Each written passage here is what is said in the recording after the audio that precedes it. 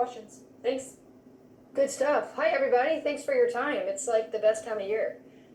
We have a little bit better sense of who our team is. We're sort of in the thick of it with on the recruiting side. Got the transfers, and everyone's kind of settled.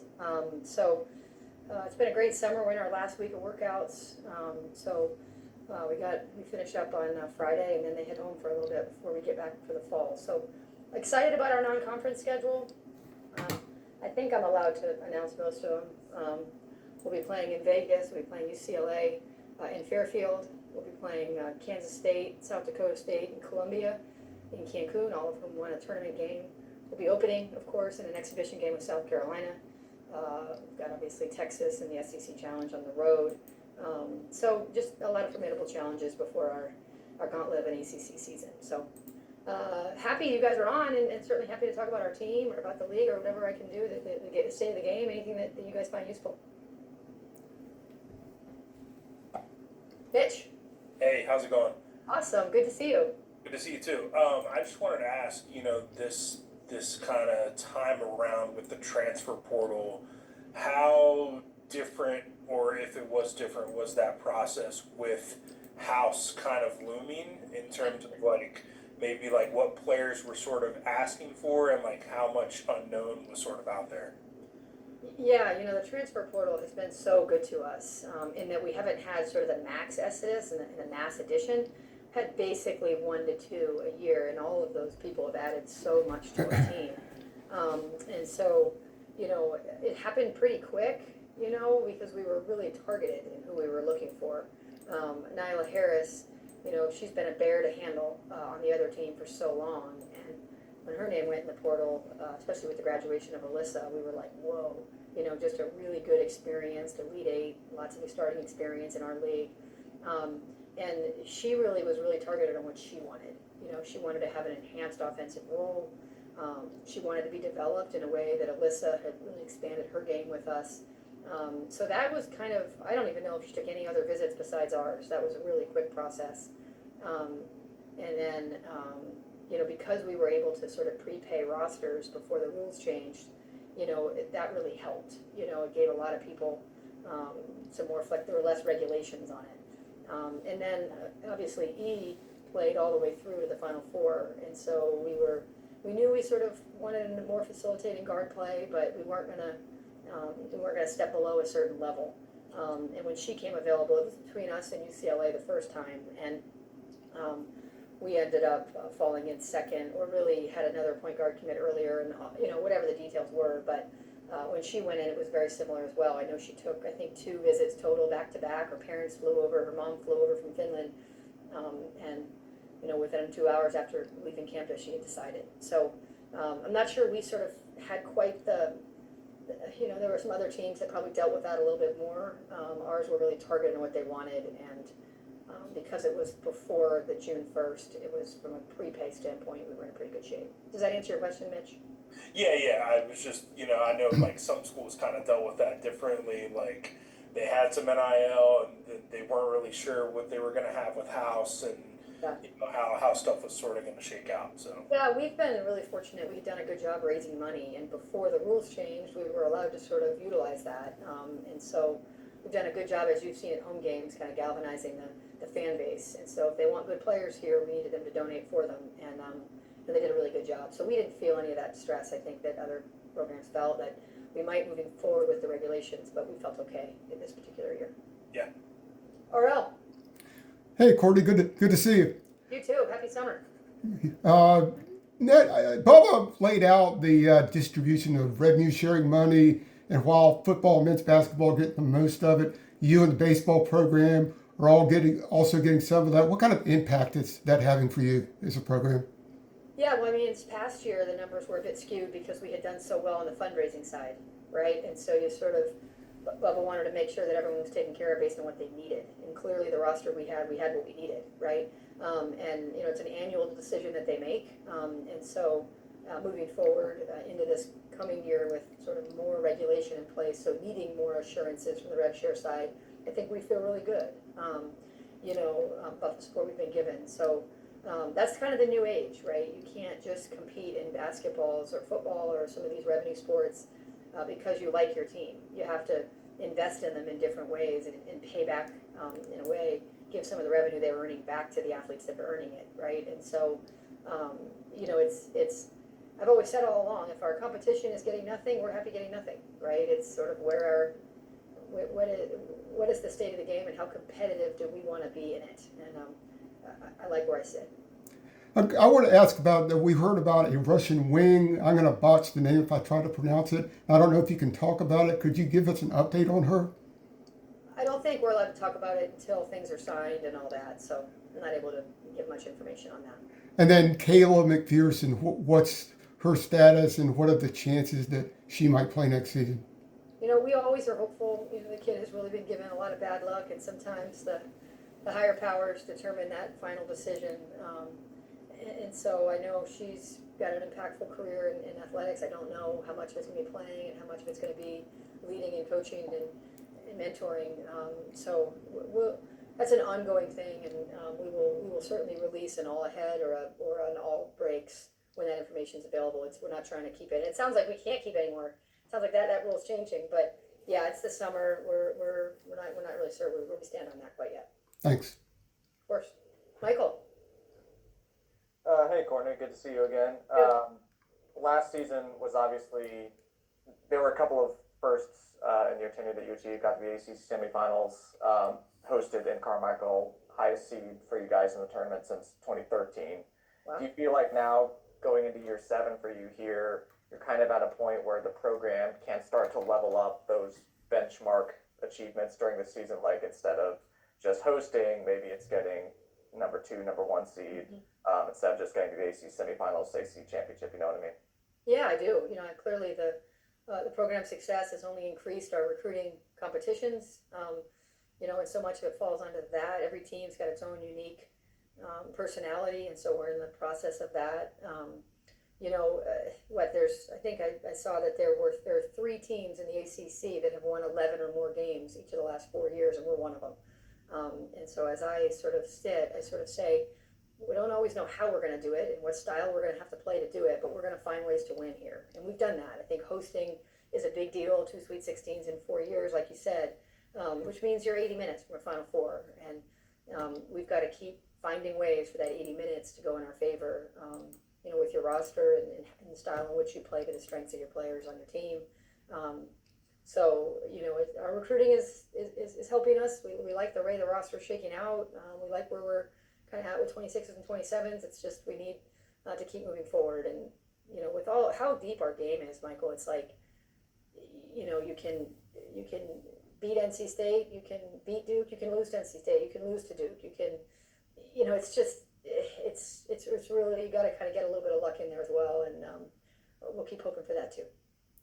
And you mentioned Alyssa. Obviously, she and Lexi and Maria are gone to the pros. And Grace, we got and Grace. 4 of them. That's a lot of leadership that you lost in one summer. Who have you seen, at least in the early stages of the team coming together, step up to fill that void?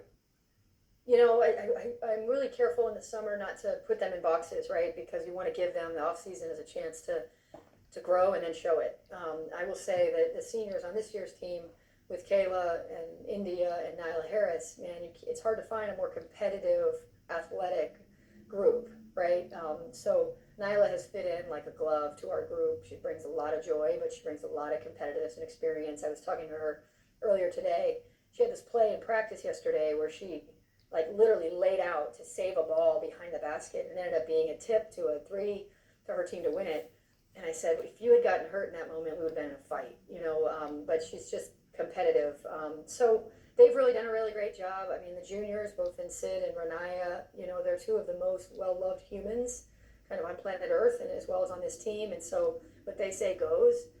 So the team will be different, right? It will be different, but it'll be led by different personalities and people that have watched good leadership and are looking forward to having their turn to have the team play to their personalities for sure.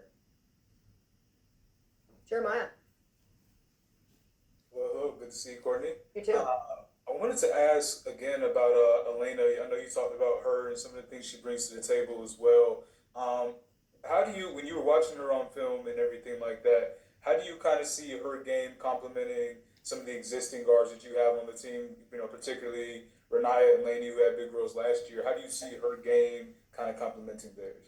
Yeah, E's good. Man, I watched her play so many of the teams when she played overseas. These kids play professionally almost before they even come to college. So, I know she was in the same league as Steph Watts and actually averaged like 3 times as many points at 16. Right? This kid's been playing at a high level for a long time. And then, UCLA. It's hard to watch the West Coast teams. I go to bed relatively early.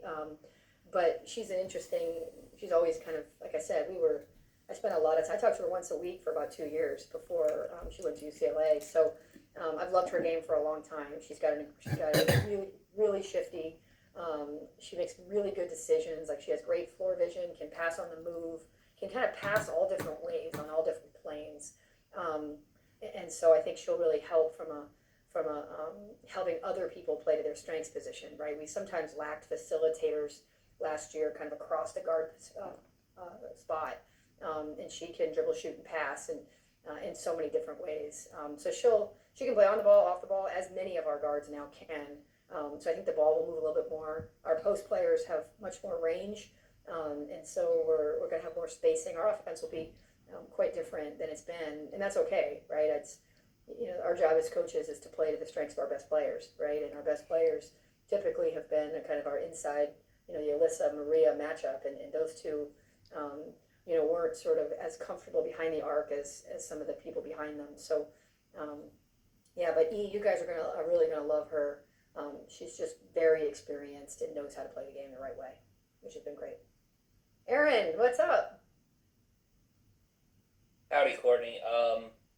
We've seen secret scrimmages and all these things in the past, and now exhibitions are becoming more the thing. Yeah. I'm curious kind of how the South Carolina game and playing it in Atlanta, not at one venue or another, a home court or another, came about. We had scrimmage down there a couple years ago, and then when they were due to come up here, I had to call Don. We didn't even have 6 bodies to actually do it. That was the year we were really injured a couple years ago, and so we pushed it a year.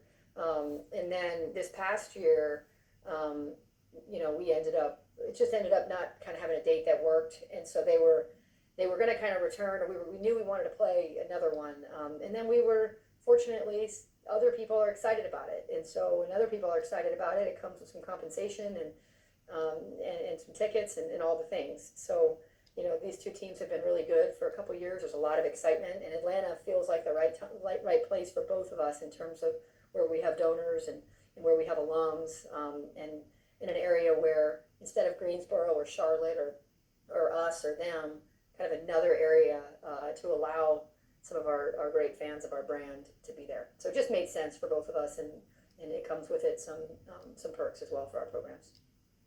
Do you like the idea of playing these public exhibition games that, like I said, it wasn't that long ago that everybody kind of talked about them very quietly and off the record, so to speak, and now it's just out there like any other game in a sense? Yeah, I mean, we'll still scrimmage, so we'll also scrimmage Tennessee. I mean, we'll still do that. And we opted, I think the exhibition is in place of our second scrimmage. I don't really know, but I like both, right? The hard part is that, let's say, like last year when we scrimmaged Tennessee, she was brand new, and so she's not going to put things in a progression that work for Carolina. She's going to do it in terms of getting her team ready for November. And so it becomes like, well, you can't zone. Oh, we're not going to count fouls. Oh, we can't call, based on where each team is ready. Or, hey, will you press us? Will you not press us, right? So those become more situational, whereas an exhibition game will become more game-like. And I think there's homes for both. We bring back some experience. They bring back some experience. So maybe we're more ready this year for that than we might have been in the past. So it just worked for this year, and I think it'll be good for the fans to kind of get a taste of what's to come. And it gives us a good starting spot, and them too. Where are we, and where do we need to be before we have that tough November that I just mentioned. Mitch, or Caroline, sorry, I haven't got to you yet. Caroline, sorry. Hey, Courtney, thanks so much. Yes. I was just curious about Blanca Thomas. She's a player that is kind of sitting behind Maria, still getting some in-game reps. I'm just curious what kind of improvements you've seen during this offseason and how her role was kind of taking shape.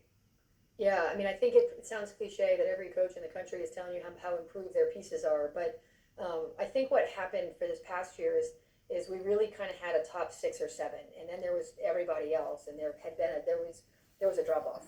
And I think that group that was outside of that 6 or 7 felt it, and they said, "There's got to be a change. I've got to make more progress in order to be ready, in order to earn, in order to to contribute." And all of them. I mean, Sierra and Blanca are going head to head every day, and they don't even look the same, right? I mean, their bodies look different, and then same deal with Layla and Jordan Zubic.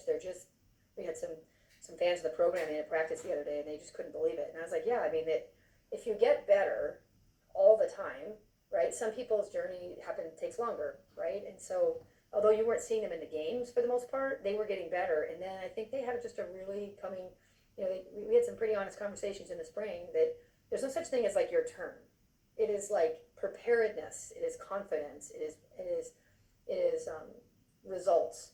Right, and there was skill development needed to happen. There was physicality needed to be developed. So both Sierra and Blanca allow us to play with a lot of space. They're good with the ball in their hands. They're really good passers. They can really shoot it.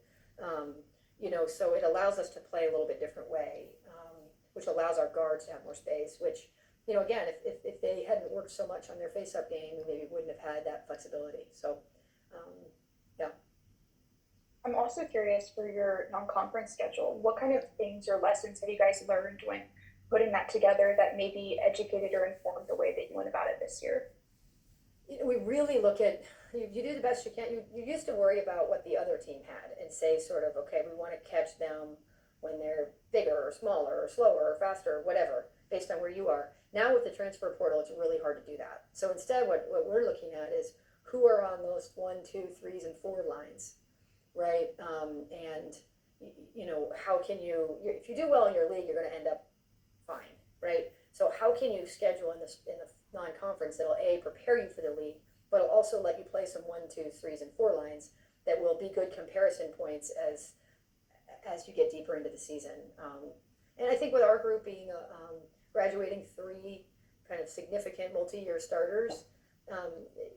I wanted to make sure that we understand the rigor and the pace and the physicality and the value of the possession earlier so that we can keep honing because I know the league will be really competitive. So it was a deep dive into who we are and then looking at the seed lines and how you stay in that top 4 seed line is critical. Thank you so much. Of course. Mitch? I wanted to ask you about, this past NCAA tournament. There was a lot of high-profile coaches, Gino and Kim Mulkey and Vic Schaefer, all kind of complaining about the double regional format. That Sweet 16 Elite 8 weekend about, practice times and stuff like that. As you have now gone to a Sweet 16 in both the old format and the new format. Yeah. What is kind of your opinion on double regionals? Yeah, like everything, if the decision is made in an island, you're missing all the water, right? Like, I think, okay, so when we played in Birmingham, it was a bigger arena. It's a lot further from Duke and us. So our fan base certainly was less than if the game was in Greensboro, for example. So that's I guess part of the argument. However, I'm sure that NC State, when they actually had to go to not UConn, but wherever their site is, Albany, which is basically UConn country, and have to play them as a higher seed, right? There's more fans, but they're not the fans that you earned with your seeding, right? Or they're not the fans that you earned with the equity of the game, right? And so I think we've got to sort of figure out which is more important. Right? Are there enough fans if we drew it enough times in the same location so people can plan for it, like they do the NCAA tournament? They do it every 4 years. You know where the NCAA tournament's going to be, the Final Four in 3 years from now. So you can kind of plan ahead for that location. So I think if you send me to South Carolina and I'm playing South Carolina in the Sweets in the round of the Elite 8, I'm sort of like I'd rather play them on the moon. Right, so I think if you take off, I think that to make those decisions, we got to take off our institutional caps and say what's best for the game, and is that ensuring that a 2 seed has an opportunity to play a neutral site game against a 3 seed, or is that ensuring that the stadium is full, right? Because you can't have them both quite yet, right? And out of integrity to recognizing the depth of at least those top 16 seeds, the idea of it is that reward the body of work, right? Not the location closest to the one seed. So I can see both sides, sort of like how I feel about conference realignment. I have to win whoever's on my schedule. So, but I guess I think it's making sure people who are making those decisions understand the give and take both sides. Cool. I had one more for you, just kind of an on-court thing. New rule this year, you got a coach's challenge, right? So, I've talked to a couple other coaches, and they seem to think it's going to increase the pace of play in the game. How much do you kind of have to think about that now, like as the game progresses? Like, all right, I got one of these. If I win it, I get another one, and if I lose it and I have no timeouts, then it's a tech. And how does that kind of go into your prep? Yeah, I think the first thing it does is I really have to watch and listen and know, right? Because not everything's reviewable. I mean, there's always the big macro, and then it's the like, except you can't do it here, there, or about this, right? And so coaches are always right, as you know. So once I know which ones are challengeable and which ones are not, you make sure you do the best you can to make sure they're right, which we always are, as you know. But I'll be honest, I haven't even watched the video. I kind of do that as close to game time as possible to try to, not forget. So I don't know quite the nuance yet of how I'm going to handle it. Sure. Jaden. Hello. I want to go back to the exhibition versus scrimmaging situation and kind of Situation. yeah, you talk about both of them being very beneficial, but in terms of the public exhibitions themselves, how significant do you think those have been for growing the sport of college women's basketball? I would say that's a great question, because I do think that's why we're choosing Atlanta, right? You want to do it in locations where maybe not everybody from Atlanta has had a chance to see us play. Georgia Tech's hard to get to on a Thursday night, all the things. So I think the strategic location is certainly part of it, that we're trying to bring our product close to different areas, right? But outside of that, I mean, I do think there is still it is not a win at all cost exhibition for me, right? Because I need to get multiple people different looks at different points in games, and be able to play to certain things with certain skill sets of who's in, and then okay, we'll take that one guy out, put this guy in, you might play this differently. So it's not that part for the fans that aren't paying attention to that and they're looking at the result of it. Either way, I think it's probably not terrible, because at least they're watching, right? But in terms of the basketball side of it, it's still so early that you don't want to miss the competitive opportunity to get some of your guys with less experience that experience, right? So I think it's more locationally that the choice was made to make sure we bring access to our two programs in a different market, or a market that we're not in as often. Does that help? Yes, thank you. Cool. Michael. Courtney, you mentioned Sid earlier. You guys did that video of Sid doing her coaching clinic, Yeah. I guess you would call it, in Vietnam. That's a pretty major trip for a college student. What do you hope she gets out of that experience? And do you see, full-time coaching either at the college level or the pro level in her future? Oh, for sure. Yeah. She's also teaching biology. She speaks no Vietnamese. So what I hope she gets out of it is just everything good, right? I think she's such a special kid, and like you said, the schedules for a Division I athlete at a high level is so packed, so they don't get a lot of opportunities to experience things like this. And so this was a no-brainer to give her that experience.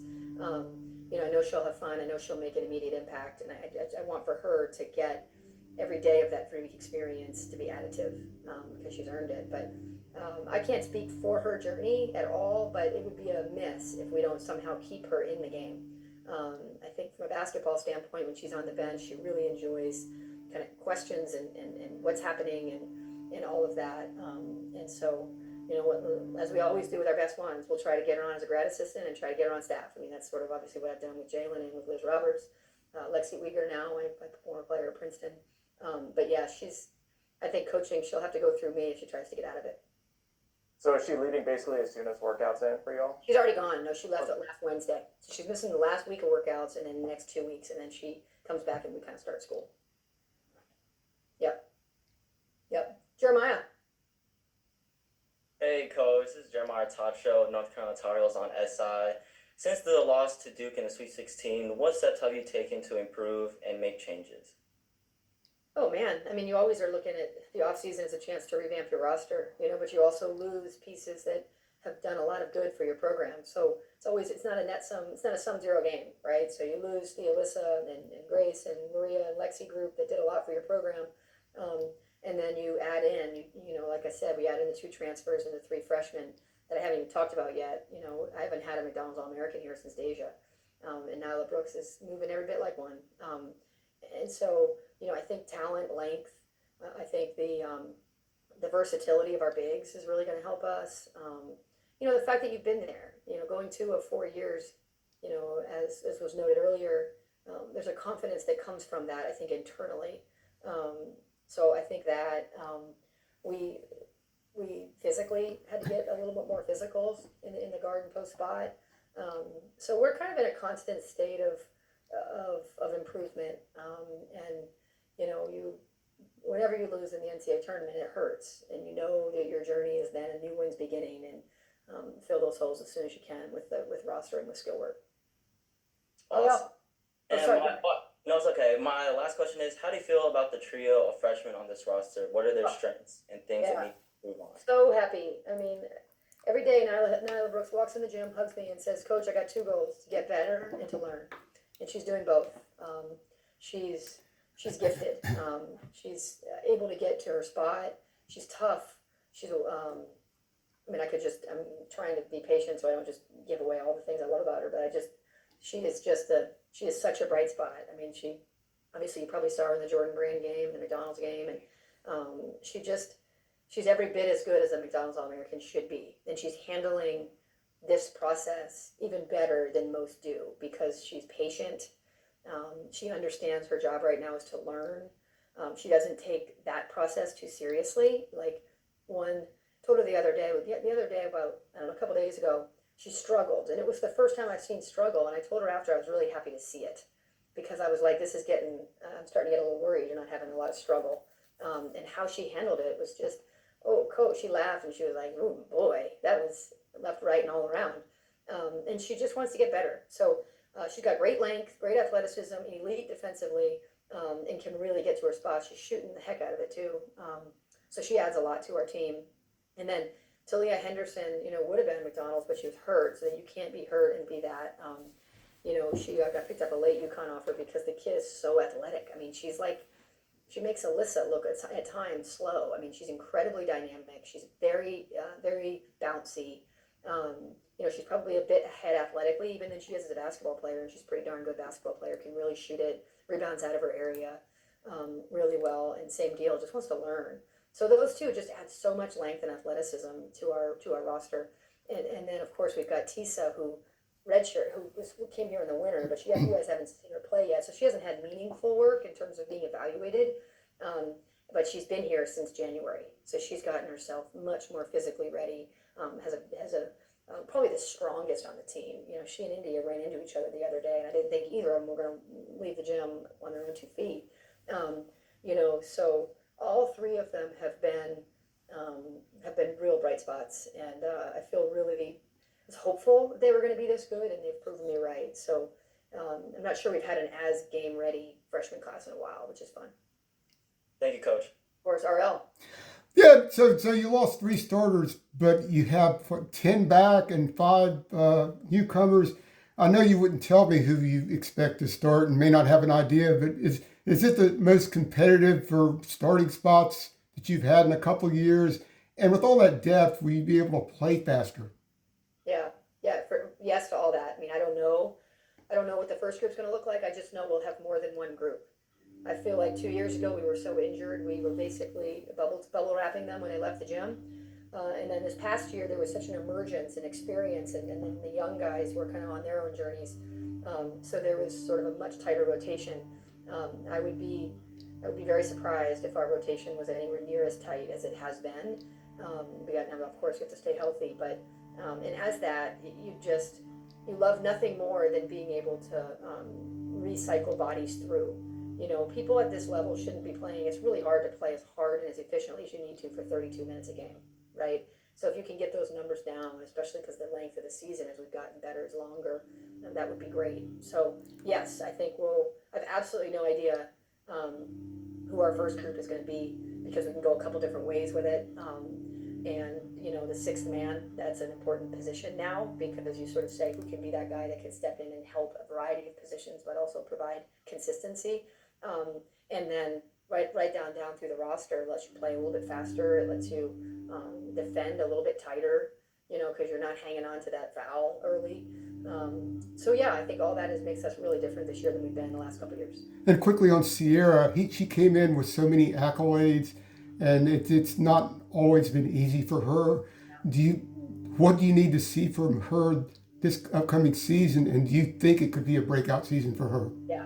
We fully expect Sierra to be, she missed her whole senior year in high school, and then of course missed her whole freshman year of college, and then had to really hadn't played in 700 days and is now playing on a top 10 team or top 15 team, right? And so she really needed this offseason. It's the first offseason we've had her the entire time, which has been amazing. And her body she's added that with the consistency of 2 years worth of strength work.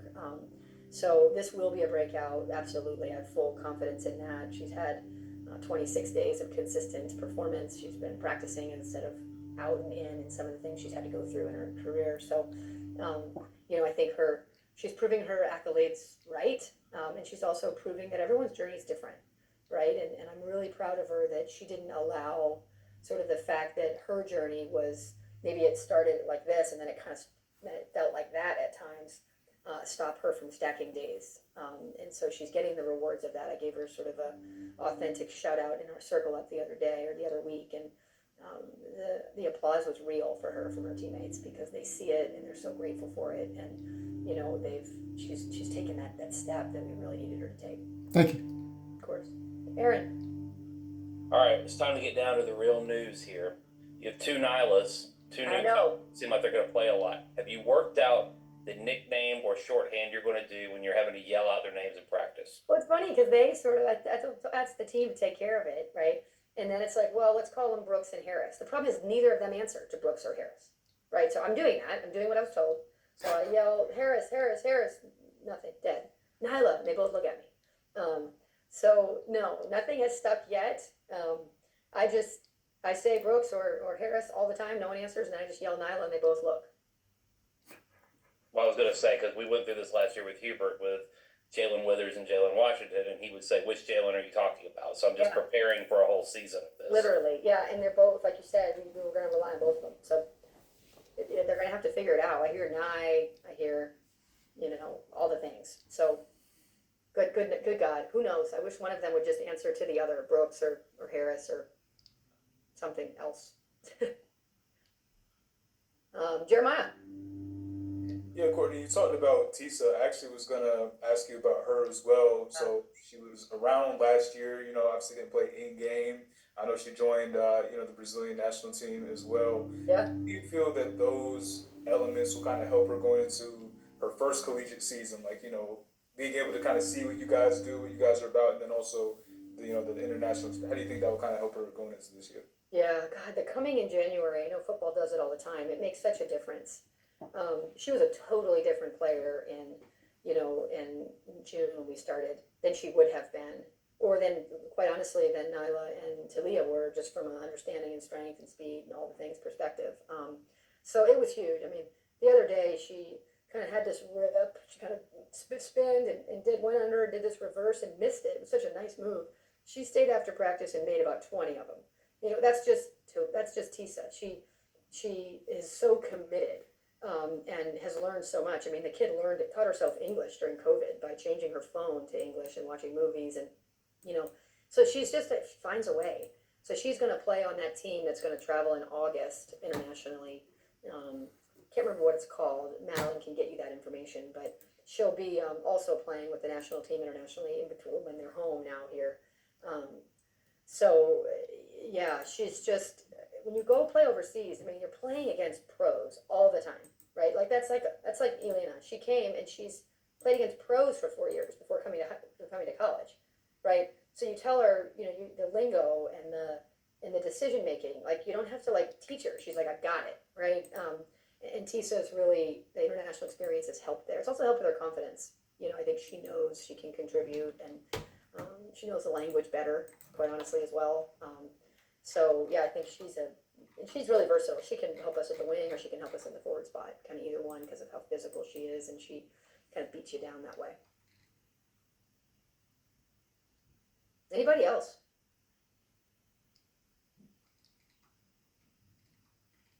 It's almost beginning, guys. It's almost beginning. Well, I appreciate everybody signing on. Jeremiah, go ahead. Oh yes, one last quick question. Of What course. do you expect out of Laney Grant in her second year as a Tar Heel? Laney's got to be 2.0. I mean, to come in, she's still the youngest on our team, by the way. So she's still the youngest, right? But for her to miss her senior year in high school and from a physical standpoint and from a mental standpoint and from